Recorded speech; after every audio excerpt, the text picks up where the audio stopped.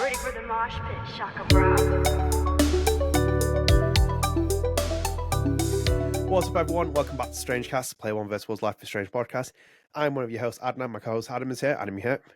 I'm here I'm on a new computer and I look weird. You do look a little bit different. Yeah. Different. It's always been like set up in a very certain way, and when you came on the call, I was like, "Oh, there's something off here." There's Yeah, I been, tried a to do disturbance like in the test force. runs with like the lighting and all that, and even this, I'm a little too yellow, but I'm just dealing with it. So next time. Next time. No, but yes, we are back for another lovely StrangeCast episode. But as always, before we start, if you are new here and you're on the YouTube channel, please do consider dropping subscribe on the channel. Turn on notifications, like the video, and share with your friends. It helps support the channel, helps keep up to date with the content of the channel. We're almost at 1,100 subscribers, so it would be great if you can subscribe.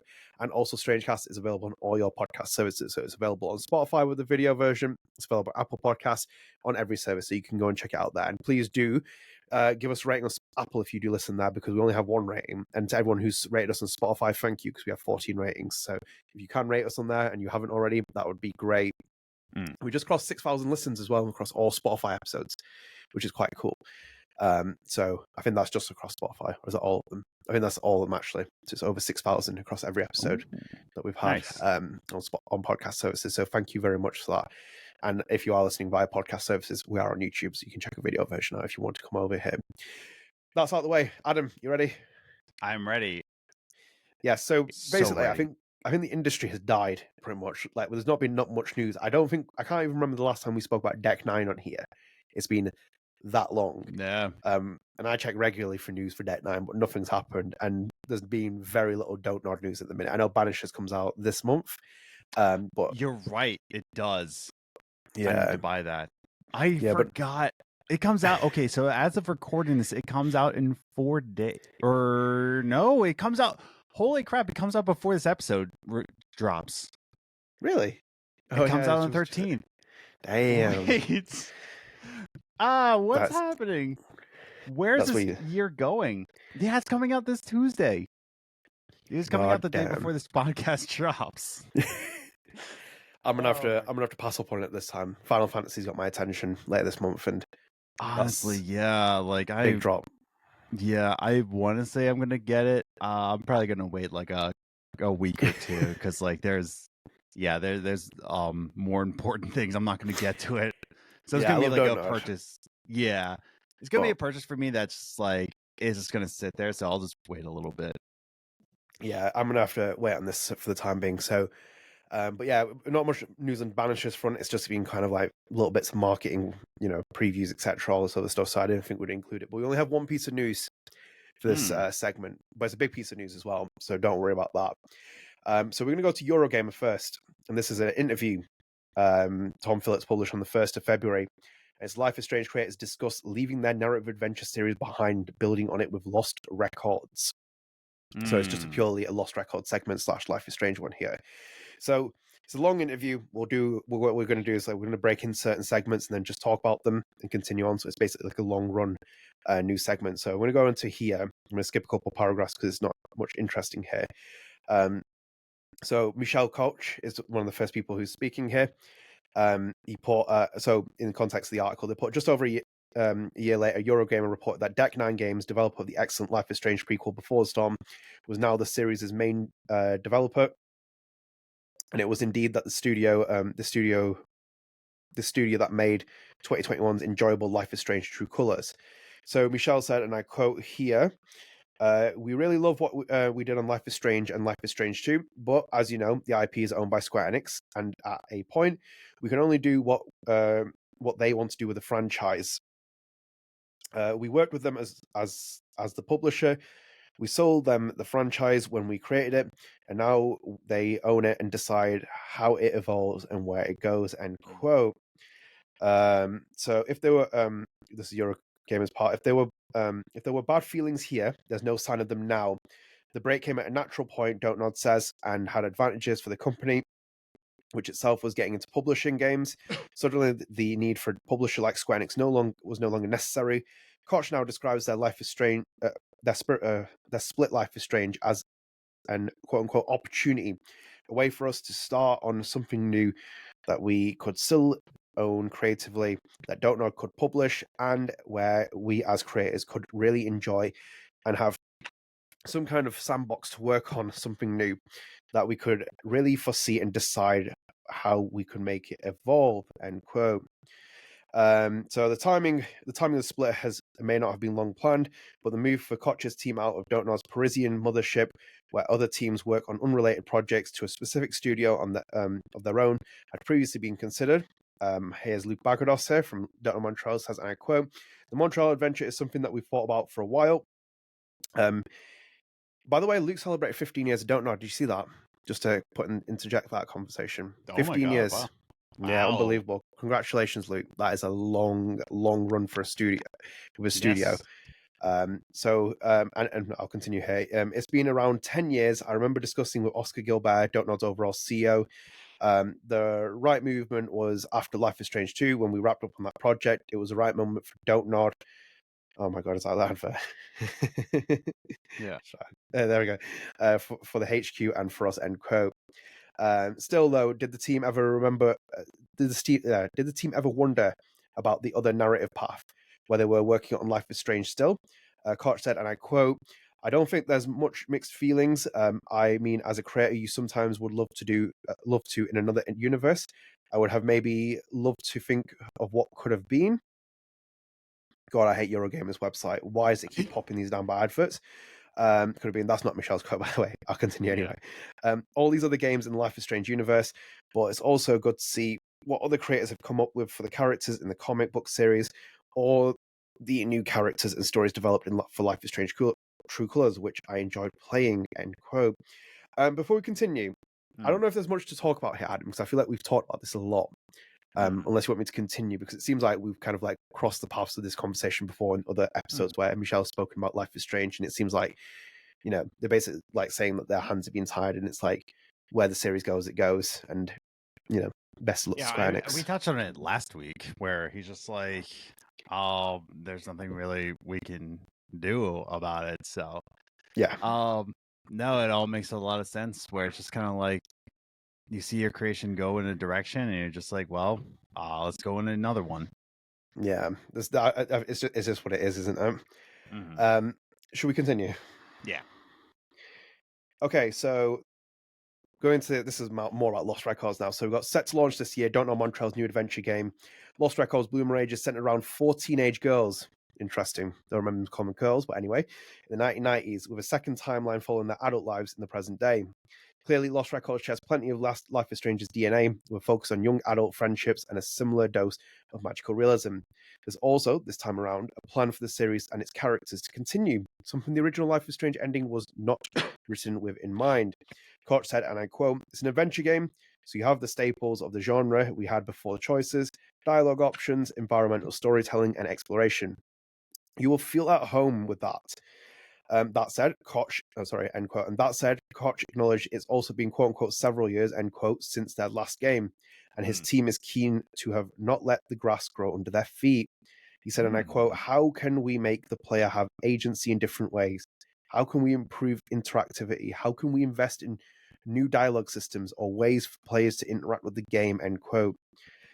For now, the answers to those questions lie under wraps, though it's reassuring to hear those questions being considered. Koch, and I quote, "With this game, we're also setting up cornerstones of maybe something bigger, where we can directly write those characters in a way where we know we can bring them back, where we have other stories with those characters, with the world and the universe we're creating. We already know where we could go in the future to tell other stories within the game and setting, and the same set of characters if things go well." So again, end quote, we kind of know all the stuff that's being said here. I'm trying to just go around here. I love how we included "if things go well." If things go, yeah, well, it's always good to be a pessimist. Yeah, you never guarantee success. It's not guaranteed to be success, is it? And when people talk about Lost Records on a daily basis, you're starting off fresh, brand new with a franchise. You might have Life is Strange's name with it, but it doesn't mean instantly success is going to be spawned from here. Because like we're like talking about it in a way where we're excited for it, and I think everybody who's watching and listening to this, hi, how you doing? Like we're all excited for it. But I talked to my friends, even in the other gaming communities such as Channel 3. And I go into Channel 3 and, people are talking about other games. They're not really talking about this, like Bloom and Rage. So I'm doing my best over there on Channel 3. But yeah, for our community, it's like, yeah, of course it's going to sell well. But in the whole gaming sphere, like it's what's going to happen with it, Yeah, absolutely. No, absolutely. It's a long run of marketing that's going to need to be done behind this game, so that is quite important. Just to continue on here, but balancing the ability for players to make seismic choices, like the ending of Life is Strange 1, which split a game's narrative with a desire to continue on and pick up on diverging stories threads, is not easy, Koch admits. Other games have struggled, but Don't Nod Montreal are not put off. Michel said, and I quote, "We'll have really different endings in the game with a lot of player agency.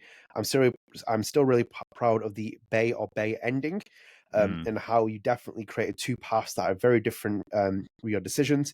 And we want to keep this kind of agency for players where they feel they have defined parts of the story and have a real voice with the characters and within the story of the game." End quote. Maybe we'll see the future in Aperture Life is Strange. You never know. You never know. So just continuing here. How will Bloom and Rage do this? Don't Nod Montreal isn't quite ready to say this. But the hints I got sounded intriguing. Koch said, and I quote, "We are working with some ways and elements in the storytelling that will allow us to still go back to those games, even if there are different branches.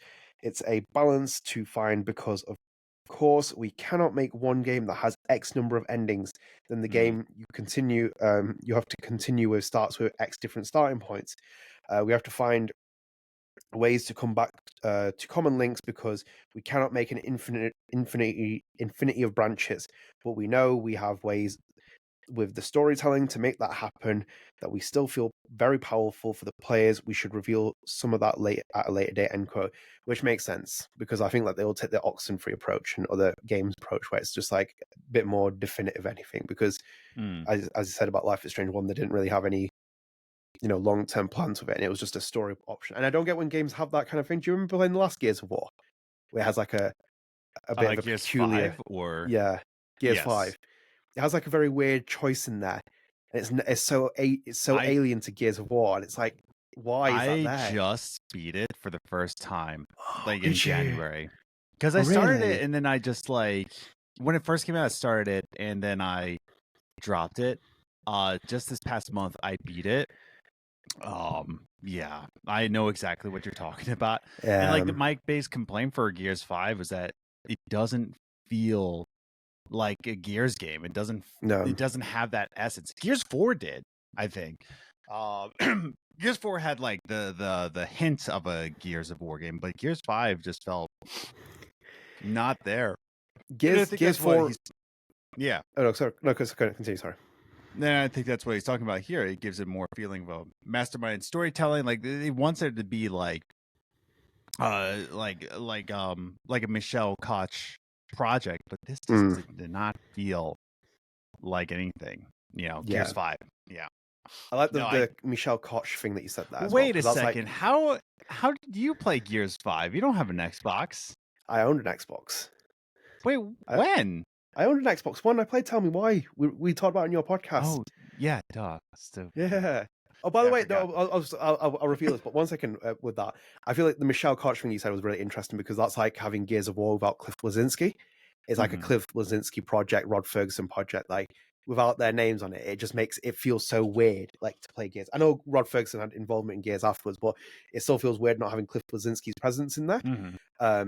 Well, even Gears doesn't have Rod anymore.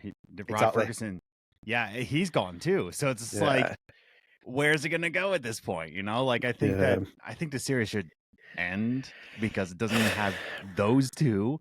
Like it's not like Rod was essential in it, but like even that guy is not even part of it. I don't want to be a part of it. Well, apparently, from what I've heard, that they're doing Gears 6, and then they might even reboot the entire franchise. But like that new wave of Gears games, like Gears 4, 5, gives me big Star Wars vibes from like 789, which I don't like, and I'm like, no, I'm not interested in it. Just for context as well, because most people don't know this, I am like a massive Gears of War fan. Like, I think most people don't know about this. Like, outside of Metal Gear and even more so Life is Strange, I spent my life on an Xbox. I owned an Xbox 360 for many years. My two games that I used to play religiously every day after school and stuff like that were Call of Duty, World at War, Modern Warfare 2, or Gears of War. You do not know how many hours I played on Gears of War 1, 2, and 3. Gears of War is one of the 10 greatest games I've ever played. I would put that out there. So just the context as well. Yeah, I'm a massive Gears of War fan. But in terms of the conversation, yeah, I like the fact that you give the Koch project a name as well. I think it's quite nice to put on with this as well. It seems to give a bit more understanding with this game as well. I will continue. Yes. There's some interesting bits that are coming up here. So, Bloom and Rage features 4 main characters, but Koch told me that the game would again feature a single protagonist for players to get to know and help shape. I did say there would be a single protagonist, just saying that. I called that. He said, and I quote, "I feel like sometimes when you switch point of view, you get disconnected. It gives more of a feeling being a mastermind storyteller rather than caring about the one character. We really want you to focus on finding your place within this group of friends," end quote. This is important in Lost Records Bloom Rage, as the story hinges on other characters' relationships, not just as teenagers, but in their adult lives as well. Something Koch is completely new, notes completely new for this team. Just to put on this paragraph here, 2 paragraphs quickly. Michel said, and I quote, "You will get adults' points of views, whereas in our other previous games, it was always teenagers. We're getting older ourselves, and our audience is growing up and getting older." Damn, Michel, that hurts so much. Yeah. And we were thinking it was interesting to still talk about teenagers, but also showcase another point of view. Like, how do you reflect on who you were as a teenager growing up today? End quote. Doing so especially requires a strong knowledge of your characters and the ability to craft them authentically, especially in this case with a cast that's all female. Again, very interesting, Tom Phillips. I don't think he said anything about them all being female, but I'll allow you to say that. Michel said, and I quote, "We started to work on the big story and characters with Jean-Luc Cano, writer of Life is Strange 1 and 2, but really early in the process, we also looked to who else we wanted to work with. We hired 2 American writers, Desiree Sifray and Nina Freeman." Desiree's name is very interesting. I like that name. I've never seen that kind of last name before. Sifray. American. I do wonder what the origins of Sifray are. Yeah. Who are both working with very closely writing characters by finding their voices. Who we really relied a lot on them, or on their knowledge of American culture, and of course on female characters. Now, do we know if either of these 2 are from Philadelphia? Are we going to them for American culture, or are we going to them for Philly culture? Let's go. Just end this quickly. So to really make sure that we create them in a respectful way and a meaningful way that feels natural for how women in 2022 would speak and how teenage girls in 1995 would speak and interact together. We were really lucky to be working on this project. So just let me give you 2 points here quickly. Okay.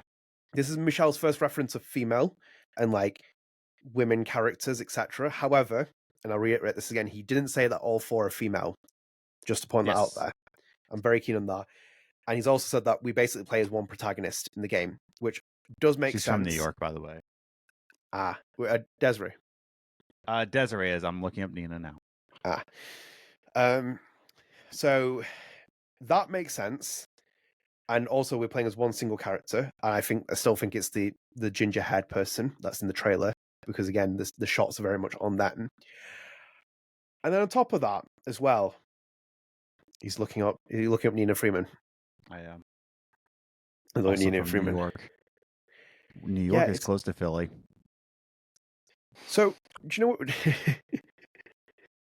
You never know. I said you never know. It might still happen. There might be in the adult years. Philly, baby. Philly, baby. Yeah? Let's go.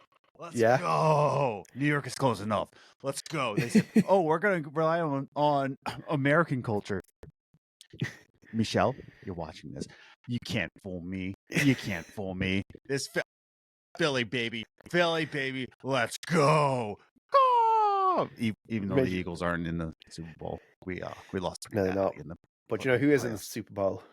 My boy, Travis. Travis Kelce. By the way, for anyone, I've been doing this to Adam for the entire off podcast part where I'm like, my boy, Travis won't hurt you.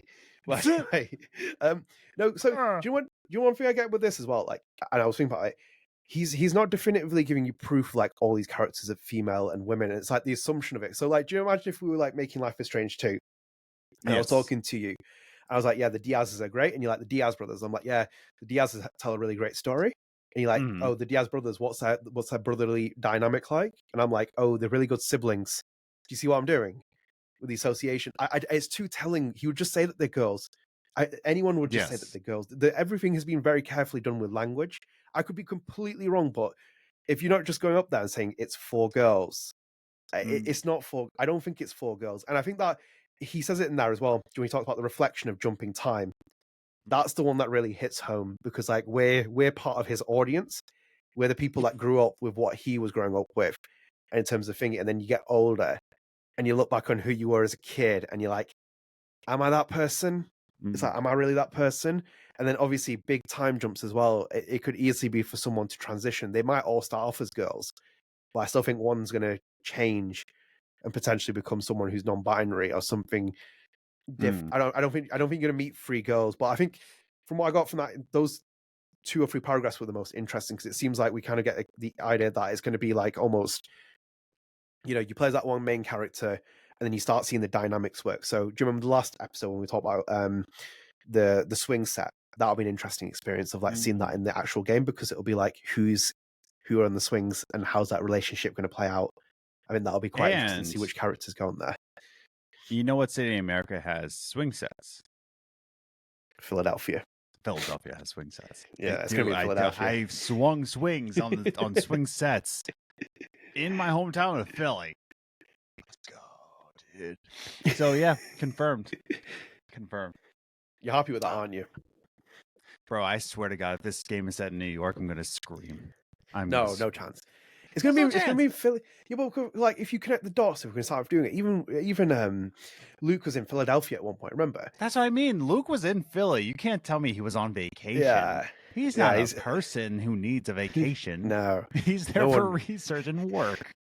I think there's more to it, and I think probably your Philadelphia call and your Pennsylvania calls like been very much like spot on from the very beginning. Do you know what as well? That's probably the biggest shout of all of them. Like all the theories and stuff to actually call the location before the game's even made. That is wild if you're able to do that. Yeah, let's go. Chest out. And it's gonna be set in Castor Gardens, Philadelphia. Let's go, boy. That's where I'm from. That's why I named myself Castor Garden. As much as we love Philadelphia, do you know who's not in the Super Bowl? The Eagles. So anyway, they lost so bad. Can I just like one side tangent? When the Eagles were in the playoffs and people were telling me like, "You gonna watch the playoff game?" I'm like, "No." They're like, oh, why not? I'm like, because in the last 6 games before the playoffs, they only won 1 in those 6 games before the playoffs. They're going to lose against the Buccaneers, and guess what they did? They lost automatically. I'm like, oh. And now Sixers are injured, so I'm done. Well, the Eagles aren't important anyway, and the publicity is being driven by the fact that Taylor Swift is going to be at the Super Bowl, and also Travis, my main man, he is the main attraction there. Before we move on to the next part, because it's the end of part of the interview, did you have anything to add on this kind of stuff that you said? Because I thought these were the most interesting paragraphs that you got out of all the interview. Dilly dilly. Dilly dilly. I think that's a good way to continue. Yes. So I do wonder how the writing went for the other Life is Strange games as well. So you had like John Luke on this, and it's got Michelle, and they've got 2 American writers in this. It's got Desiree and Nina. So I do find it quite interesting to see how the dialogue rolls out on this, because they were very much criticized for Life is Strange 1's dialogue. And it's that's the thing. We're kind of treading in water again, aren't we? In that territory of female. I've already discussed this before, and I'm just like, I hate when people say like, and I'm not trying to say you specifically, Adnan. I'm saying like people in general. I hate when people like compare like their previous works to what they can do now, and just like you learn from your mistakes. If you're any kind of a great artist, writer, director, musician, what have you, podcaster, you can't look at your first works and be like, well, they were criticized for this. I'm like, yeah, but they've gotten better. They're older. They are much more wiser. They've had experience. So they're just like, okay, we know what we're going for and we can do it better. So I always say that, like, I always see it as a brand new project. Like, if we're starting tie game, it's overtime now. Like, we're back on the same track now. So my expectations aren't on what happened before, but what they can do now. I like that. I always do wonder what would happen if someone ever like stumbled across StrangeCast and then listens from the first episode up to now. I always think about with Cast of Garden. It's just like, oh, you stumbled upon my first Christmas album. Like, oh no, don't listen to that. Yeah, sad. The involvement and it's quite enlightening. But anyway, let's continue on because it's the end part of the interview. So, having a focus on creating authentic characters is something that Don't Nod Montreal says was key to the founding of the studio. And the hiring of talent by its managing director, Frederique and Fourny-Jennings, a games industry veteran that served over a decade at nearby Ubisoft Montreal. Frederica said, and I quote, "When we met and started thinking of the culture we wanted to have at the studio, one of my goals was to bring some parity between men and women. I started in the industry in 1998, and at the time, we were 13% women at Ubisoft Montreal, and most of those women were in the administration team. Because I worked in production, I was often the only woman on the team amongst a lot of men, and I've been very lucky. But I know because I worked with a lot of women around my career, and not everyone has faced difficult situations the same way. So it was very important for me and Michel to make sure we had an environment where women could express themselves with the normal freedom everyone should have everywhere. We have everyone. We want everyone to have a voice at the table. At the minute, we're like 40% women in the studio. On top of that, we're in Montreal, where there's a lot of immigration, a lot of diversity of backgrounds, and a lot of different ways to see life and live your teenage years. We have people from Brazil, Mexico, France, from the remote north of Quebec. I grew up in Africa, and although I'm of French descent, it was different. It was a different teenage era, even though I was not a teenager in the 1990s. But still, I was a teenager at some point. It's important we're able to bring these voices and that our studio culture is infused with all these backgrounds that go into the game naturally and organically." End quote. She was at Ubisoft Montreal for a long time. I wonder if she met Jade Raymond. That's quite interesting because like there's very few women that she was working with anyway, but like Jade Raymond was like up here. I mean, she probably crossed paths, but Jade Raymond, I don't think was in Montreal. I think she was in. Did Jade not take control of like Montreal studio? Like, she was. Yeah, she was in the Montreal office. Yeah. Was it throughout the entire part of her career? Do you know? I'm looking up her. Because I'm pretty sure when she left Ubisoft, she was working in Montreal. I'm looking at the Wikipedia. Calm your biscuits. He's doing the research here. It doesn't. It doesn't say which one. Okay, 2010 moved to Ubisoft Toronto. Oh, Toronto. She's from Montreal. Like that's. Oh, wait. In 2004, she started working in Ubisoft Montreal, where she was the creation of the first Assassin's Creed game, and became the executive producer of Assassin's Creed 2. So 2004. So Frederica must have been there when she was there, because Frederica said she started in 1998. Yeah, 30% of the women at Ubisoft Montreal. Yeah, so she probably worked very closely because they were in the same building. So she was in Montreal for 6 years, and then Jade Raymond moved to Ubisoft Toronto. Oh yeah, that's it. Yeah, I think she moved to Ubisoft Quebec after that, or is there a Quebec? No, because she went to Toronto, and then in 2014 she left Ubisoft, which good for her because Ubisoft is not very woman friendly. But yeah, no, like it looks like she was in the same building. They were coworkers, at least in Ubisoft Montreal, which is very interesting. I'm very excited to see Jade Raymond's new game. We haven't heard anything from it, so like we haven't heard a single thing.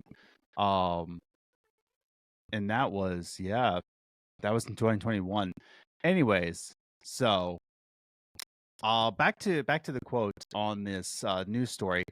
I do appreciate that they said that they are making an environment for women to like say their ideas for this game in a safe space that no man is going to step on. Like, oh, I don't think that women say this, and it's like, well, how would you know? Do you have a uterus? You don't. So sit down. Because there's a lot of times, and there's been a lot of reports where women writers will try to write for women and they get completely shut down by a man because they're like, well, I don't think that's realistic. I'm like, but you don't know. You don't have fallopian tubes. I'm gonna keep saying female reproductive organs until I'm out of them. But yeah, no, it's just it's wild to me. But yeah, that happens a lot, especially in Ubisoft, especially with the whole case of they didn't want to make a female protagonist in Assassin's Creed because they said, well, female protagonists don't sell. Meanwhile, Lara Croft is, laughing her way to the bank, Yeah. And, And of course, ironically, Horizon Zero Dawn. Assassin's Creed brought in female characters anyway later in the series. Yeah, exactly. But no, they said that like a only female protagonist. They had to have a male protagonist too because female protagonists don't sell. And it's like, okay. Mm. But it is good that she has this experience and she says that like, hey, we want to make it a safe space because she has the knowledge knowing that female writers aren't listened to in this industry. So yeah, it's exciting, and it's exciting that this is the bridge to bring Jade Raymond in as a as a creative director. No, it's not. That won't happen. But did you see how poorly Ubisoft's Prince of Persia sold? It sold poorly. Really? Yeah, I thought I thought it. Well, I did see that Metacritic. It's a really good game. I thought it also had really good sales. I think it said it had like 300,000 sales or something so far. Really? I saw some tweet where it was like it on like download front. It's like nowhere near anywhere high as you'd expect it to be. Wow. But it's like people are like disputing the price that they put on it and like how expensive it is. It's like what? Kind of a bit. Isn't I think it they're charging 40? it as a full price game. Are they? Yeah. Have a look at it online. I just briefly had a flick through on Twitter with that. I should have sent it to you actually. I don't know why I didn't send it to you. It was kind of like a bit of a surprise. Oh yeah, it's $50 on Switch. It's kind of wild. Which is quite the bit of the increase in like price kind of thing. I'm like a little bit.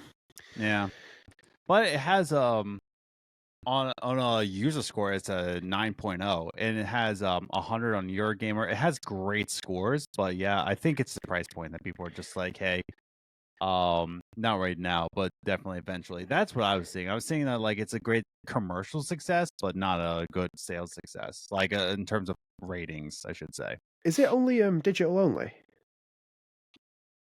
That's a good question. Yeah, it's only digital. I just don't remember like many people talking about it as well. Like it came out and people are just like, it's facing like if you're in the industry, you love it, but if you're like just a casual gamer, nobody's talking about it. Yeah, it's quite interesting. On the actual point of Frederica's thing, I think this is quite interesting because like they gave her basically a lot of control over building the studio. She's the managing director. She did a lot of the recruitment. And this is like, as much as you want to know about Lost Records, it's the foundation, the starting point of the studio, where they're very much the infancy birth of like something quite interesting with the studio. So it's like from this we get a foundation, because I didn't really know about like basically Canada being like almost like a hotspot for different people's like immigration. Like it makes a lot of sense on migration. Sorry, where it's like Luke and Michel moved over there. They're born in they basically live most of their life in France. And then you have like someone like Frederica, who's African heritage, who's of French descent. And then you have people who work at the studio from like different. And I've like nosed around and like looked at where people are from, and they're from all different backgrounds. I never knew like Canada was like that, where it's like a bit of a hotspot where people have like emigrated towards, and you basically have a lot of diverse voices. So no, it's quite interesting to hear her experiences. I always like try to incorporate them in the news pieces, especially in these media round interviews that they've done, because it's always interesting to see her perspective as the managing director of the game and as a person as well, and what she's building. And also again as well, media round and not being on here. Hello. just to say to the three of you, there is a platform here. No, but like actually, no, it was quite interesting though, and I think like it does make sense what she was trying to do and the structure she was giving. And I think I was want to spotlight these in the actual show because it gives you a perspective of what we're going to see from the game. I mean, once you get the idea of what these studios, because like Jean-Luc is not a Don't Nod Montreal employee. He seems to be a bit more of like a freelance contractor in the way that he does it. I don't think like Jean-Luc's ever been. Has he? Because I never really heard anyone say like he's Don't Nod developer, Don't Nod writer kind of thing. Do you like when you say it with like Luke and Michel? It's like he's Don't Nod studio executive producer at Montreal, and it's like he's Don't Nod studio creative director. He's never had like an official title. He just seems to be the writer with the game, or he's been like writing with them. So he doesn't seem to be directly employed by Don't Nod, from what I can just assume off my head. But anyway, that's our entire news segment. I think we'll wrap it up here unless you have anything else to add. Don't buy from Ubisoft. Are you still on the boycott? Yes, I am. Fair enough. I can respect that.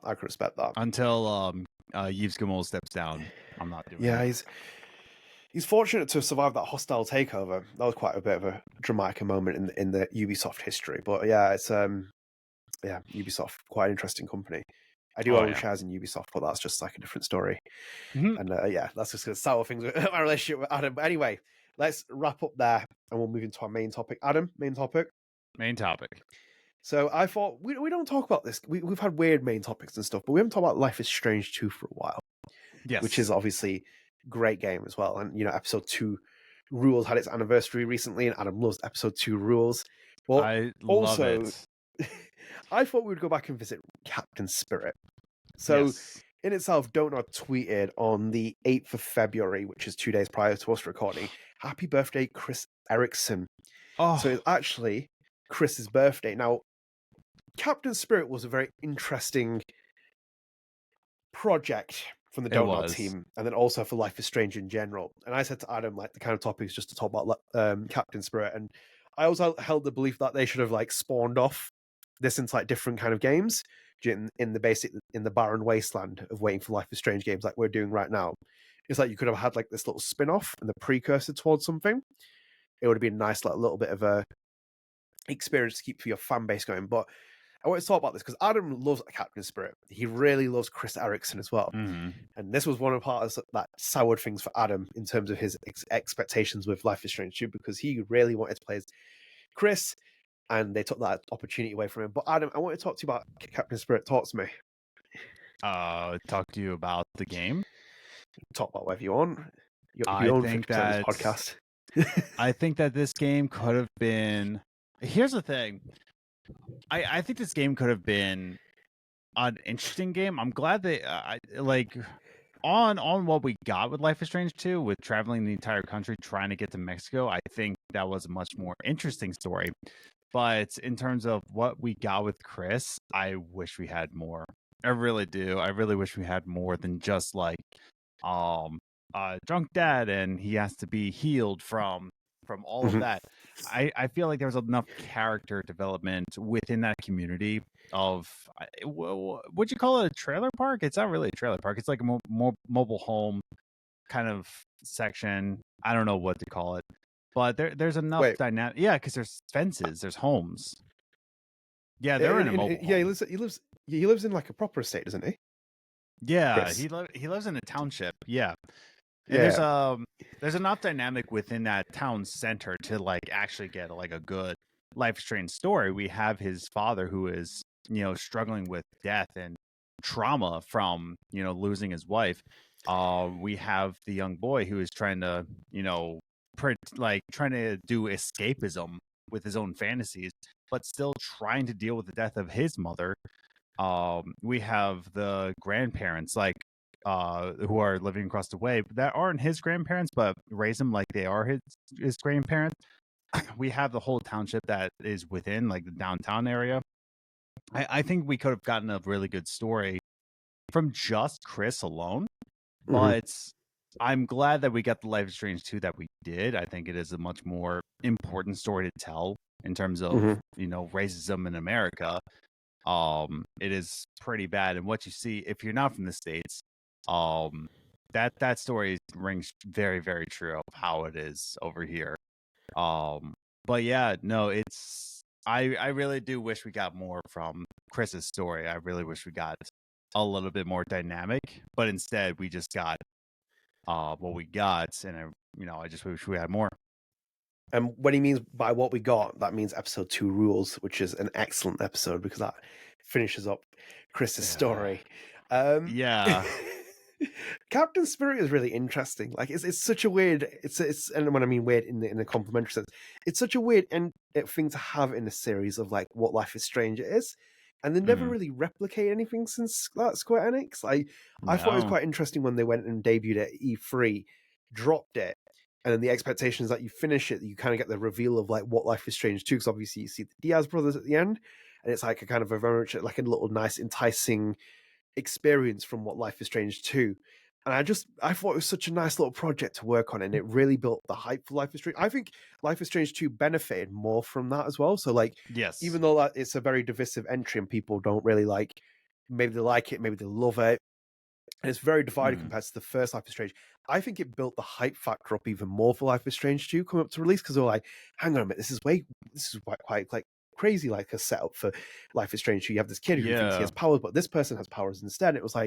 It was just kind of like a little like nice little setup for it. So like, instead of like what they did with like True Colors, what they did at the free comic book day, which is quite a nice incentive, where you could basically have this precursor story for Alex and kind of be told, and you can go and pick it up and she starts getting integrated.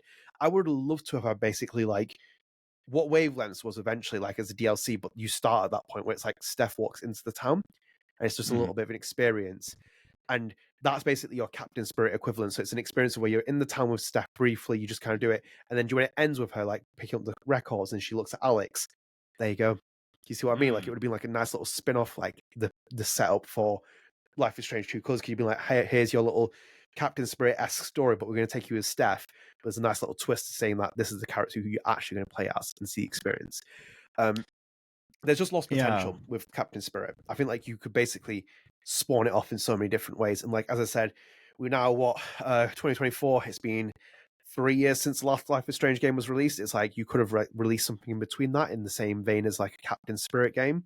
I think I know there's resources and like time management stuff that goes into games, but I think like when you look at stuff like that new Silent Hills demo thing that they've done, which I haven't played, that little mini I thought game. you meant PT. Like, no, PT PT's different. Yeah, PT is something completely different. Like PT is like a different animal, and it was a great experience. But I mean, like during the new one that they've recently done, the Silent Hill, it's like short something where it's like this little experience, like, and then you have like other experiences where you have like a little segment you can play. I'm like, that's so cool to kind of like have a starting point for a game. It's kind of like build a bit of attraction behind it. But with Captain Spirit, I really enjoyed it. I thought it was really cool to play as Chris and like see his story, and like it was quite rough as well to see as a story as well with Chris's dad. He was not a very rational headed person at that point.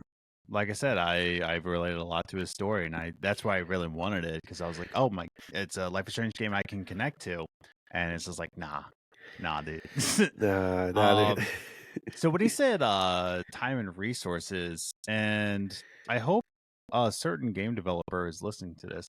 I wonder if it's easier to put out a demo like this, and what I mean by that, when you make a demo for a game, you have to have a slice of the game that you're currently developing and take it out while the cake is baking, and hopefully everything doesn't work. And I wonder if it's easier to just like have a separate team develop like a demo that shows off what the mechanics will be in the game that's completely separate from the game, essentially, right? So you're not taking a slice of the cake you're currently building, but you're building a cupcake instead. So I wonder what's easier in terms of development. And if a certain game developer is watching this, maybe they can answer the question in the comments. But like, I wonder if it's easier, because I'm not a game developer, but like in my monkey brain, I think it's easier to make the cupcake rather than trying to take a slice of the cake that's currently baking in the oven to try to make it a demo. So I would use my monkey brain as well, the zero experience I have in game development. But considering like when you get to the second episode, you basically see the house, don't you? Like Chris is living in, and you can kind of like walk around and stuff. Yeah, you're right. Yeah, so you can basically, I feel like you can pluck out what they have there and then just construct the other stuff, because like obviously you can explore the garden and stuff. It's very limited Captain Spirit as an experience. But it's like you can still interact with things, and when you get to the main game, you can still interact with Chris's house. You're there. So I imagine that they're able to like just root it out and then kind of like fill in the gaps with the assets that they need to do and like move things around, because that's the best part about the experience, isn't it? It's a concentrated experience. Like you don't basically think about PT, mentioned it before. It's a whole it's a corridor. It's just a corridor. It's like a corridor. It just keeps going sorry, on. what's a corridor? You mean a hallway? Hallway. A hallway. God bless America. Yo! Yeah. That's what you want, like the eagle noises and stuff and the effects of having it in the background. Remember that TikTok I sent you with the hot dogs? That dun dun dun dun. It's like get the hot dogs. It's like 72 hot dogs for like $1.50. By the way, for the listeners as well, my relationship with people on TikTok is very peculiar, because like people will send me like really interesting stuff. So like so like Adam yesterday sent me this like clip about a Dan Schneider documentary is coming out. Dan Schneider, who used to work at Nickelodeon, famous for like loads of TV shows, a lot of allegations against him, etc. And then like 2 minutes later, Adam gets a TikTok from me of like a Batman Arkham Asylum skit where it's like one of the grunts is like, he's like, Batman's down, he's like, yeah, it's like take his pants off. So it's like, and this is what I usually do. So someone will always send, and you expect me to be the kind of person that will send you something quite interesting because you're British. Yeah, but it's like people will send you like a video of like this. Someone sent me like ones about like space and astrology. And the next minute I send like a video back of like a monkey in a go-kart going down a course. See, everybody has this idea that British people are posh and proper. And it's just like, no, if you've been to England at all, it's just like maybe a small section. But the most part, bloody hell, they got monkeys in race cars and hot dogs and bald eagles. I live for the simple things in life. That's what I live for.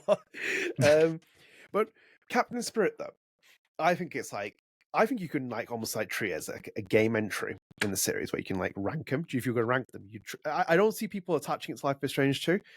I think like you can treat it as its own standalone experience. And that's like the best part about it. It's such a unique game, and it's quite I think depending on where you play it in your life as well, that hits home as well. Like for me, when you're playing it, and I was like, ooh, when did it come out? 2018, 2018, which was 6 years ago. Yes. Damn, I feel old. Yeah, so I was like 6 years, I was in my 20s, but you can experience like, what Chris is going through, like his childhood, the toys, like, no internet, no social media. June 25th, 2018, by the way. 2018. So when you go to like Chris's experience, like there's no internet, there's no social media. He's a young kid. There's no iPads in the house. He's got a TV. Thank God. He's got his toys. What a time to be alive. Oh, I miss those days. But yeah, he lives a very simple life, and I think it depends on who you are. I think the experience was more profound on you because of the story that you've had, so it doesn't really resonate the same way with me. I felt for Chris a lot, and the kind of experiences he had, and like his dad basically almost breaks his neck by telling him that he's like worthless. And this kid runs up to his treehouse and almost falls off it completely. Thank God for Daniel Diaz. But no, I found the entire overall experience quite interesting. I think that was in itself like something that they could have easily have like spawned off into more games, like in DLC content, DLC form. You could have like a season pass, like Chris content that accompanied Life is Strange 2, but it didn't seem to be like that. Instead, we got to with the game, and it was like, we'll just integrate it in the overall thing. But I like that thing though. I like things that link things up, because like I wasn't going to play the Final Fantasy VII demo at the minute. I was going to wait for the main game release, but I've just my friend sent me a message yesterday saying that it's like a screen at the beginning of it. It says that if you play it, you can basically skip the beginning part of Final Fantasy VII Rebirth, and then it'll load up all your save. So they did it with Final Fantasy 16 last year. You can play the demo, play through all the early part of the content, and by the time you get to the main game, you can be like, click here, you start from this point, you've already played everything else, all your progress carries over. And I'm like, it's a shame not to see many developers take the same opportunities as the Don't Nod team did with Life is Strange 2 and integrate that in. It was nice. It filled it in quite well. I really enjoyed when we got to Life is Strange 2, and then we got to episode 2 Rules, the best episode in the entire series. And you see that entire like you can see it in his face there. Series? Yeah, it's the best. It's outstanding. It got a rare 5 score from me out of 5. Not many games get that out of it. They're always on like 4.5s and stuff. Rare, coveted 5 out of 5 score from me. I appreciate the art form of Life is Strange 2 rules. I appreciate Luke, and I appreciate Michel, and I appreciate that they're better writers than me. That's all. I appreciate them and appreciate episode 2 rules, and appreciate Jean-Luc for a great story in episode 2 rules. Just because you're annoyed that you couldn't pick the controller up for 7. I hope they basically in Lost Records have a segment where you can't pick the controller up for 7 minutes. Specifically it's a for reference my to you. copy, they'll find like which one is Yeah. Adam buying, which one. Find him, find his copy, make him put down the controller for 10 minutes. That specific one. I hope they have that in there. It's just like 10-minute segment just for you where it's like you don't pick the controller just to make you angry. Like that. Call that it revolutionary. It's a Strand game. You put down the controller. It's such a cool experience overall. I think like I just wish developers did more stuff like that. And I wish that Life is Strange did more of it as well. Like I miss those like during that period of like when it came out, Life is Strange 2. And even if I didn't like it as much, like Michonne is like the mini series they had for the Telltale games. It's like I liked when they accompanied content, even The Walking Dead 400 Days as well, like all the extra contents you had slithers in between seasons. It kept support. And do you know what as well? I hope they do something like this for Lost Records. I would love to see them spin off like a Captain Spirit style game with Lost Records and then use it to kind of infuse their entire universe, like sequels, other games. I think there's potential in it. I think it's just it's a shame it doesn't seem to be carried over, but Captain Spirit in itself is always a great experience. I always think that people should play it before obviously Life is Strange 2. I think it's just a kind of like a I think for its time as well, it was great marketing because it just came out of nowhere. People were like, oh, this is the next Life is Strange. They're calling it the Awesome Adventures Captain Spirit. Go into it, and it's like, actually, no, we're just feeding you what it's actually going to be, and it's like, oh, this is quite interesting. As an overall experience. But yeah, it's quite. I think it's quite the story, and I think it would hurt you. I think it would affect you more depending on your circumstance as well. I think that's the one that really hits it. And thankfully, like overall, really, really quite experience. I think there's a moment where Chris has like a bruise on his arm, and I see that, and I was like, and I was I was quite off put by it. I was like, nah. I was like, this is just you can't see that, but generally speaking, happy birthday to Chris. Yeah. Man, I saw a bruise on his arm, but you know what? Happy birthday, kiddo. Give him a little shuffle his hair That's what around. Charles would have done anyway, because he was a bit of like he just like swamped himself in his like alcohol and just like took out on his kid because he's a bit of a yes. Well, I'm not being in a situation, but like, that's not a solution to deal with things. Yeah, Charles it would Eriksen. suck to be that kid with that kind of father. It would be awful. You might end up on a Life is Strange podcast with a guy in England with that kind of life. That's when it sets you on a trajectory of all kinds of things. Like, that's when you start questioning things like everywhere. You might be a line cook and end up on a podcast with a Brit. There could be far worse situations. There could be far more. I could be on a podcast with Travis Kelce. No, that's the win. That's my ultimate objective one day. So when people load at this podcast and it's you are gone, and it's me and Travis Kelce hosting Life is Strange podcast. I'm just gone. You and Taylor Swift are hosting Lost Records over that. Yeah, Travis Kelce comes on. It's like, I can't tell the difference. Just a white guy with a beard. Like, it's the same person. I can't tell which one's which. If you're wondering as well, just for context, we've been talking about this a lot on podcasts as well, about Taylor Swift and Travis Kelce. And Adam is very much in the wrong about his position on Taylor Swift and Travis Kelce. What? Well, because you support Taylor Swift, I'm all about Travis Kelce. And that is like my main man. I'd never heard of him before Taylor Swift, but he is my main man now. Have you actually, wait, like legit, have you never heard of Travis Kelce before this? No. That's interesting. It's just interesting to me because I'm into American sports, and it is like, it's American football. So not on you to know everyone, but he's such a major star in the NFL. So it's shocking to me when people found out about it. They're like, oh, I've never heard of him. I'm like, I don't know. I just found it very interesting. I'm like, oh, like, okay. For me, the only like, if I like to kind of like rudimentary knowledge, it's like Tom Brady's like the one that everyone knew. Sure. Like, yeah. Most people kind know of like about Lionel Messi over there. Like everybody knows. Yeah, because like, even when I've been in the States, like I find it funny because I said as well. Me and Kylie were once talking, and she was like talking about Lionel Messi, And it's like the most random thing you'd expect to have it because but she's played soccer when she was at soccer. When she plays soccer when she's in high school, she knows about football. So it's like for her, she knows who Lionel Messi is. But then if I ever met an American who's basically like, I don't know who Lionel Messi is, I'm like, are you like, where have you been? Like prior to him coming to the MLS, but I'm like, he is known everywhere around the world. South America knows him, Spain knows him, the UK knows him, all of Europe knows him, the rest of the world knows him. It's like just out of sheer curiosity, can you name 5 NFL players? Just 5, like any 5? No, I wouldn't be able to. That's interesting to me. Like it's not interesting in a way of like, wow, a person in England doesn't know somebody from the NFL. It's crazy. It's like Adam, name 5 Premier League players right now. And unfortunately this year I have not been watching Premier League, unfortunately. Yeah. It's such an American focused sport, but like obviously NFL comes to the UK sometimes. They have moments here. They're going to Brazil this next season. The Eagles are going to Brazil. They have like an American football, and they have American football here, and like have it in very like rare events and like hot pockets. But off the top of my head at the minute, I wouldn't be able to name, even with basketball, I wouldn't be able to name you like 5 basketball players now. Like I'd be like, is Allen Iverson playing? And I'm like, like. I don't know, he hasn't played for a long time. I have 3 NBA players just as plushies on my desk right now.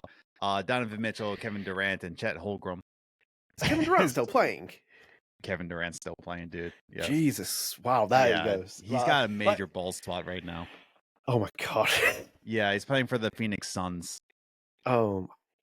So yeah, my knowledge is just like of the sport and then just certain people.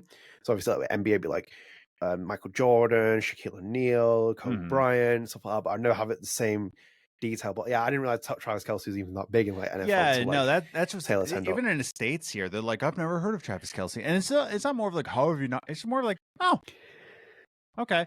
But like that, I'm in the circle of the NFL, not like inner circle, but like I watch NFL, so like I know who these people are. But it's interesting to me that like people don't know Travis Kelce like outside of it. And I'm like, oh, it's interesting. But yeah. And do you know who's a bigger name than Travis Kelce and Taylor Swift? Chris Eriksen. And I completely like we need to just end StrangeCast and start. We really wish. I think the StrangeCast should just end at the end of this month and be like, right, let's just start the new podcast up. I said this to Adam. I was like, if you basically, and here I'll give you the pitch now. If you want to become a millionaire, just start up a podcast about Travis Kelce and Taylor Swift. One of you takes sides on the other person, start a fight, and you're basically set for success. And I'm like, I've already pitched this to Adam, but he seemed to want us to carry on with StrangeCast. And I'm like, maybe we should start the. I do own 2 Taylor Swift vinyls. How many Taylor Swift vinyls do you own? I don't own any, but I'm a Travis Kelce stan, and I've told you this. So you own 5 Travis Kelce vinyls. Well, I'm the co-founder of the new podcast, The Double T, which is what it's going to be. The Double T. See, it just writes itself. It writes itself. Like you could easily make a fortune from it. I don't know why I'm even hosting this podcast. Why are we even doing this podcast? Let's just move on to that instead. I've had enough time talking about Chris Eriksen and Captain Spirit and Lost Records. Maybe we should just move into a new podcast territory. I mean, these are usually the conversations we have off podcast. If you're wondering, like this is why it's just now bled onto the podcast. Double T. But no, we'll have to talk about that another time. Adam, yes. Should we wrap up here? Yes. You froze, and I was hoping you'd come back, and you came back. Okay. Yeah, sorry, we're having technical issues on our server front. It's actually the recording platform, not us, surprisingly, this time. So I think we could wrap up here. It's a smaller topic anyway, but let us know what you think about Captain Spirit, if you enjoyed it, if you still play it. Love to hear your thoughts. But we'll move into our tail end of the show, which will be our comment of the podcast as well. So we're going to put this in for our last episode. So this is a comment from user Dido in Arrow 8846. So shout out to them. They put, this was referenced to our last episode as well, and the conversation we had about Life is Strange Aperture, apparently the rumored game that was leaked. They put, I wouldn't be so sure about this. This sounds nothing like a Life is Strange game criticism. I don't know who said that. Sounds like something Adam would say. But anyway, I think I said that I like, this sounds nothing like a Life is Strange game.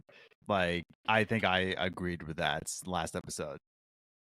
I mean, that was me saying it there. Oh, weird. Yeah, I was very brutal. So they put, for example, when Captain Spirit was released, some of the users that now closed Life is Strange leaks subreddit data mined an early base of the entire episode of Life is Strange 2, which wasn't far off from the base plot. A lot of comments were pretty much echoing more or less the same sentiments, and how the story sounded nothing like a Life is Strange game. And in my opinion, I do still think 2 would have benefited from not being called Life is Strange 2. Interesting thought. Since the story and the game design has pretty much very close in little common with the first game. And if we look at the early plot point for True Colors, I wouldn't put it past Deck 9 to go really dark if they wanted. Funnily enough, Adam is right. I don't know how many times that's going to be said, but funnily enough, yeah. See, look at him. He was chuffed when this comment came in here. Chuffed. Funnily enough, Adam is right. Games being leaked through surveys isn't a new thing. It happens more often than not. Armor Core 6 was leaked through the same type of consumer survey full of plot points and screenshots that were confirmed once the game was officially released. If this happens with a high caliber title from software game, I can see this happening for a Life is Strange game, end quote. So thank you for the comment. We thought I'd read it out.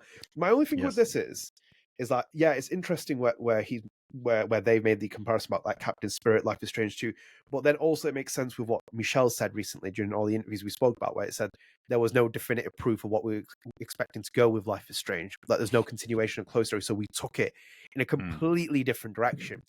And that made sense to me, where it's like, actually, it could sound as wild as Captain Spirit did, because Captain Spirit was very different when we've just been talking about it as a topic.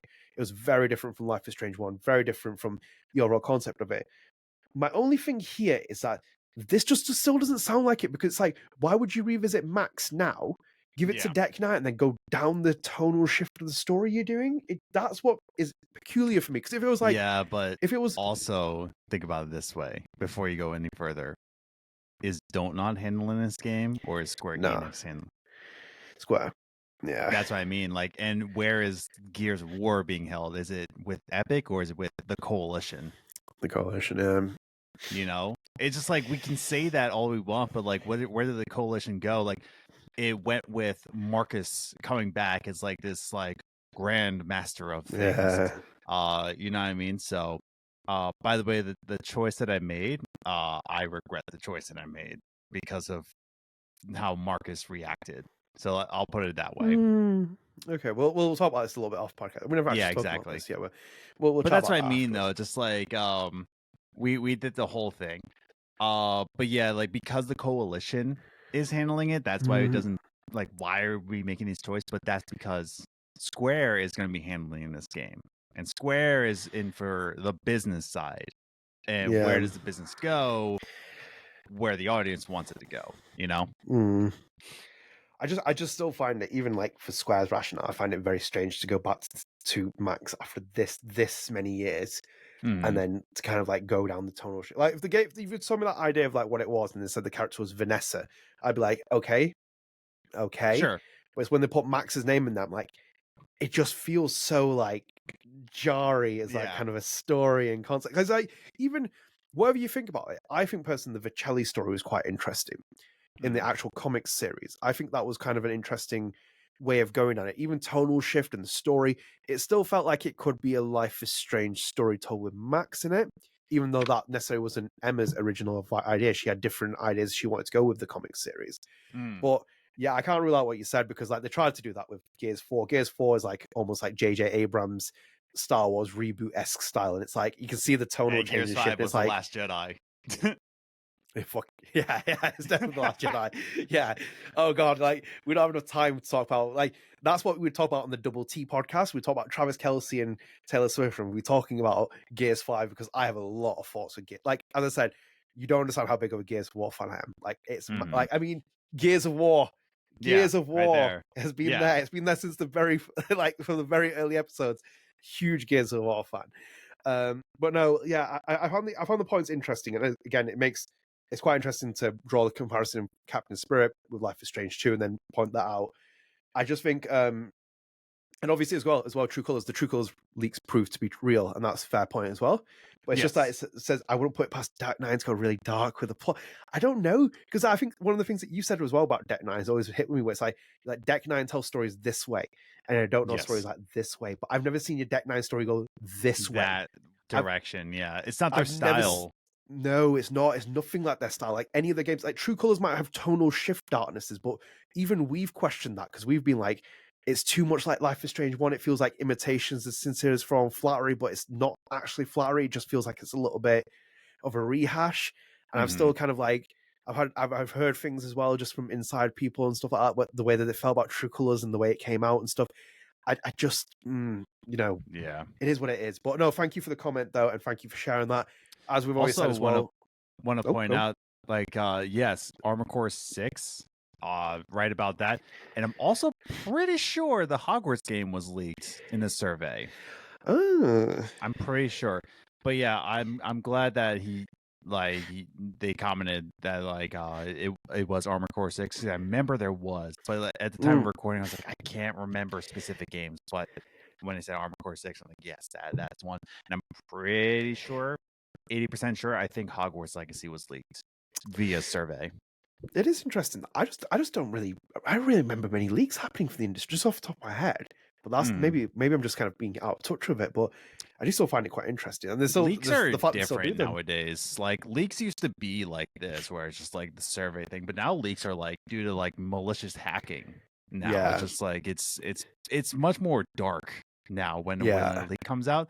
But like it used to be like leaks of like, oh, I found a game manual in a cereal box this morning. Oh, it's so weird. And it's just like it used to be a lot more fun, but now it's just like malicious. Do you know one of the weirdest ones I remember as well? Actually, is the Shadow of the Tomb Raider one. Do you remember how they found that out? Remind me, It was someone who was on the subway and they took a photo of a developer who had their laptop open and had the Shadow of the Tomb. And I was like, what? I'm like, what? Wild, oh my god, you must be like kicking yourself if you were like out all the things that could have happened and that's been seen. Oh yeah, that's the one that springs off the top of my head. I just don't really remember much from Focus because I always wonder as well. Like some of the comments were interesting. We had the video. Some were like you'd expect them to kind of like gauge. You'd be like, do you like Max? Do you like Chloe? Do you like this? I just don't think they'll show you as much, and especially with like because like here's the other thing as well, and to kind of go back on our other episode we did. The actors who get told these games are working under heavily codenamed NDA games. Why would you tell fans of the series what this is? Like, do you like full up, like show them loads of assets and stuff? It's a bit think like at this point, it's like a 50-50 shot. Like it's 50-50 of like, it's no way or 50-50 like maybe. You know, like I don't think it's like a definite. I think it's on the other 50 side. It's like it could be because where the industry's going and how Square Enix is handling their IPs. It's kind of like 50-50 on that. You know? My other thought is that potentially it could be a project that was started and then scrapped, and then happened with the Deck 9 layoffs last year.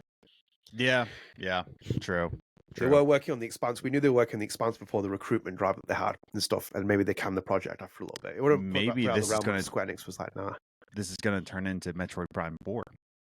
Maybe. Yeah. Metroid Prime 4. Anyway, Adam, let's wrap up the show. Spread the arts. Would you like me to go first, or would you like to go first? I would like you to go first. You would like me to go first? Okay, so actually, I'm going to surprise you here. I'm going to report back because I watched Dumb Money. Hey, what do you think of your recommendation? Oh, it's it's quite the experience watching shows like that. It's quite interesting to see the human psyche as well, isn't it? When things go up, should I sell? Yes, should I sell? Things go up, and they're like the whole like nervous, like should I keep going? And it didn't overstay its welcome, which is what I liked. It was the right amount of length of time for that movie. Yeah, it's quite.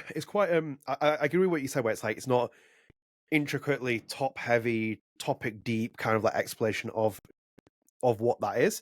And obviously, if you want to look up at it more, like Dumb Money has like a term in the actual stock market, the way that they do things, but like the actual concept of what they're telling you, the way that the stock goes up and the way it keeps going up and up and up and up, and what happens there, the effects of like when you're shorting money, like the guy is doing with the hedge fund manager, you're just losing money. It's happened, if you want it for context as well, in the last 2 years, Nvidia has gone through like a skyrocket of a trend in money, and people have tried to short that. And when you start shorting it, you can lose so much money. And it's like, but here's the scary part of it as well. Like, I think what I want to kind of highlight with people, there are young kids, for example, in there who basically put their money into GameStop because this other guy is saying that you should buy GameStop. They don't have any money as it is. And that's the scary part for me, because it's that rationale. Yes. It's like you're putting your money in something you don't know. Ultimately, and this is from my own experience while investing and stuff, you basically need to know when you buy something of a stock, you own a part of the company.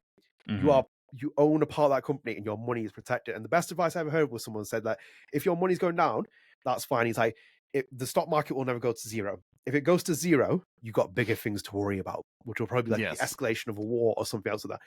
If it goes to zero, then you got bigger things to worry. But it's like seeing those young kids, for example, with Robin Hood, which just basically opened up the idea of like, hey, anyone can buy assets. Anyone can buy it, but it's like people are putting their money into like GameSpot, no actual understanding what the company's like. There's terrible management it's had, all this other stuff. And then you start seeing the psychological effects where it's like, should I sell? Should I sell? It's going Yeah. up by $20. It's going up by $30. And I have it as well from personal experience. I own, just to give you context as well, I own Nvidia at the minute. So I bought at an average of, I think I have one share in Nvidia, which I bought about $440 or something, $480, which is like way overpriced anyway, but I wanted to run it. And it's currently trading at $720. So it's like, now I'm like, do I sell or do I hold? Yeah. Or do I sell or do I hold? And it's like, you play psychological games with you, because it's like, that could go to $1,100 and maybe it'll split and maybe I'll own more. So that's where the psyche comes in. And I think like when you get into that, you have to do it. But in the actual film, yeah, it's very interesting. It's very interesting. And I like Seth Rogen in it as well. It's less of his like goofy character kind of like thing. It's actually, it was an interesting character for Seth. Do you know what as well? He reminds me very much of him and James Franco. When they play serious roles, I really like them. More so out of like the laughing ha kind of characters and stuff like that. Yeah, When they play Donkey serious Kong. roles, they are really good. Yeah. Like the only film where I actually really like them together, obviously, is The Interview. Love that film. Love that film. Yes. But like yeah. in Dumb Money, Seth Rogen is I did like him in that. He did do very well. But yeah, very interesting film. And it shows you that the kind of, I love the fact when it's like all the like the Senate hearings start and like Congress gets involved and the FBI says, it's like, that's why you should not manipulate stocks. It's like, that's why you have to be very careful about it. And for context, it's like, for example, if anyone's listening, it's like Mark Zuckerberg coming out onto social media, if he did, and said, I'm going to, build this AI supercomputer and it's going to be part of Meta. And that would basically be like a complete breach of what he's doing, because he's manipulating his stock, because it'd be like the stock value would go up here because people think, oh my God, it's the next future. He could be just lying. So it's like, that's what they think this guy's doing when he's buying GameStop shares. They think like he's basically manipulating the stock. But his actual thought is like, I think it's a good valued company. No, interesting recommendation though. Thank you for recommending that, because I enjoyed watching it. Nice. I think my actual one that I did and was going to recommend here is the TED TV show. So I actually watched the first 2 episodes. I'm currently going through it. It's very enjoyable. Seth MacFarlane is funny as Ted, and this is why I actually enjoy watching him. So I have a very Marmite relationship with Seth MacFarlane, where I think the first couple of seasons of Family Guy are excellent, like really excellent. But even in itself, I don't like the way that Family Guy handles skits. I think it's just a bit poor. Where it's like, hey Lois, this has happened to Jesus Christ, and then it's like Jesus Christ is boxing Muhammad Ali, and it's like, what? But anyway, and I've had a very mixed relationship with him, and obviously I think American Dad is peak for him, which I think like the first couple of seasons outstanding. But Ted, and even the film Ted, I enjoy, but this is also a nice continuation of it as well. Very funny, very humoured. Some wild stuff that happens in it. But he's good though. We need people like Seth MacFarlane in the world. I think that's the thing. I think it keeps reality grounded in a bit of humor. But I would recommend if you get the chance to watch it. I'm only 2 episodes in, but it's like got my endorsement at the minute. Okay. Very funny. I can't remember who the girl is that's in it. She's quite funny as well. I'm going to recommend also you listen to the very first episode of Logic's podcast, Logically Speaking, and his first guest is Seth MacFarlane. So really? He goes into about like the history of why he left Family Guy, what he's currently doing, why American Dad came to be. It's a really good episode. I recommend Logically Speaking's first episode with Seth MacFarlane. I'm gonna have to check that out. So the girl that's in this show, she replaced, because Mila Kunis is in the actual Ted film, but they're going quite younger, so it's a younger cast. There's no they've changed it around for the actual Ted TV show. The girl that's in it is called she's called Georgia Wingham, and she's been in like 13 Oh. Reasons Why. She's been in Scream TV show. She's very Mhm. funny. She's very entertaining in that show. She plays it's got the American dad dynamic, because she's the niece to these two people, and she lives with Ted and the other guy, and it's like you have that vibe where it's like she's almost like Haley to Stan Smith with the relationship she has with her Yeah. relative. But like, yeah, I would 100% recommend it. If you get the chance to watch it. Ted TV Show was my recommendation. Nice. I'm about to Here we go. blow your lid off. Oh, here we Okay. go. What's he done? I watched the entirety of Bluey. I watched all of Bluey. I did it. I watched it. I watched all 3 seasons because everybody kept saying, Bluey's so good. Why don't you watch Bluey? And here's the thing. Okay, There if we you go. watch Bluey and you try to tell somebody to watch the show, it's just a good show is not a good argument. And I'm going to tell you actually why people need to watch Bluey. Bluey. Yes, that Bluey. What other Bluey would I say? I've never That heard of Bluey. this. You never heard of that? No. Okay, it's on Disney Plus, and everybody keeps saying, like, you need to watch it. It's so good. It's a good show. Saying it's a good show isn't a good argument. This Bluey. Yes.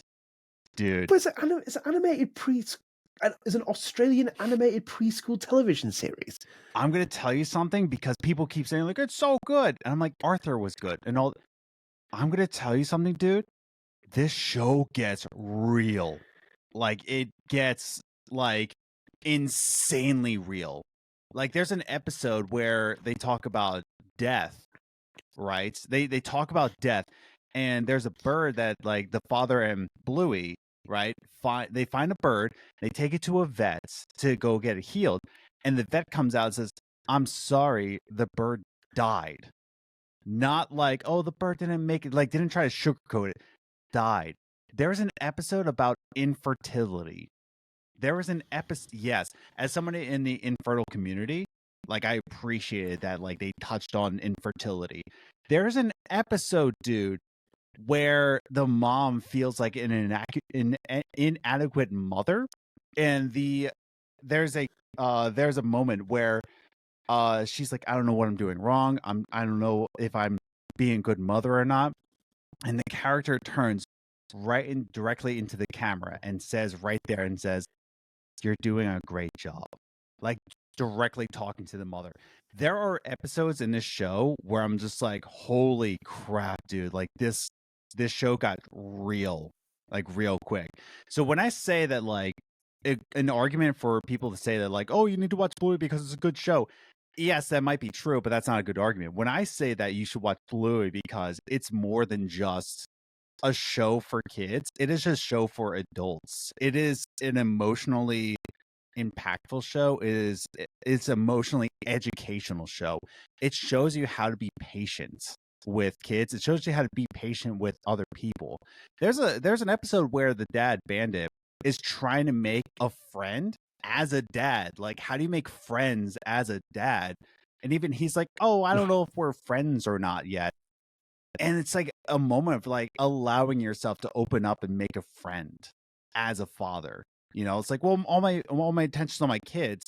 No, you need to be an adult and just open up and allow yourself to have friends. So it's an emotionally educating show, not just for kids, but also for adults. And I think it's educational for adults as well. So I watched it, and there's 52 episodes per season, but each episode's only 7 minutes. And it's really impactful, dude. Like, it actually does go pretty deep really quick. In fact, one of the episodes is on IMDb's. It's in the top 10 rated episodes of all time, and it's called Sleepy Time. It's number 8 on top ranked episodes of all time. Like, this show is crazy, and it's a breeze to go through. I'm gonna say it. I gave in. I was like, fine, I'll watch the show. I don't regret it. I want to rewatch it, dude. It is, Really? it's crazy, dude. It's crazy. It's wholesome and educational all in the same moments. So, did you come across this because people were talking about it? Because I've never heard Yes. about this, and apparently it's been around since 2018. Yeah, people in the States, dude, they're like, oh, watch Bluey. You gotta watch Bluey. Like, it had a Thanksgiving Day balloon, and everyone's like, oh, the Bluey. I'm like, okay, when you're telling people to watch Bluey, don't just say, Bluey, Bluey, Bluey. Like, you have to say, like, why I need to watch it. Yeah. No, it gets deep, dude. It gets really stupid Really? deep. Yeah, it talks about depression. It talks about like being inadequate as a father. Like it's so crazy, dude. And there's just some episodes where it's just funny. Like there's an episode where he's trying to pick up the dad is picking up Chinese takeout, right?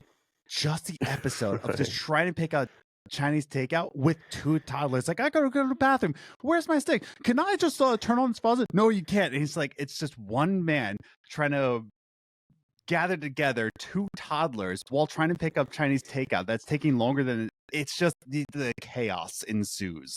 So that one's funny, but no, it's good. I like it. That is quite interesting. There Yeah. you go. 2 recommendations on 2 different opposite sides of the spectrums. Ted TV show and Bluey. As I said to you before, it kind of tells you what we do on our TikToks and what we send each other. But no, thank you for the recommendation, and we'll wrap it Yes. up here. And obviously, best of luck to my boy Travis Kelce, because this will be out after he's Tomorrow. performed. So hopefully he's done the bits. But anyway, thank you for joining us. As always, please do subscribe to the channel. Leave subscribe to the channel, like the video, share with your friends. Help support the channel, helps keep up to date with the content we produce here. StrangeCast is always available on all podcast services as well. So we're available on Spotify with the video version, Apple Podcasts, every podcast option. And please do rate us on them as well and subscribe and download as well. It helps you support this podcast. Do leave your comments on the YouTube video as well. You can get featured. We've had it going for 3 episodes, I think it is. 3 episodes we've been having it going. So do leave your thoughts in the comments. Let us know about Captain Spirit. Let us know if you want us to start the Double T podcast up. Either way, we'll just we'll read out the best comment on the next episode of the podcast. But until next time, we will see you later this month for another episode. Take care, guys. See you later. Bye. Peace. Ready for the mosh pit, Shaka Bra.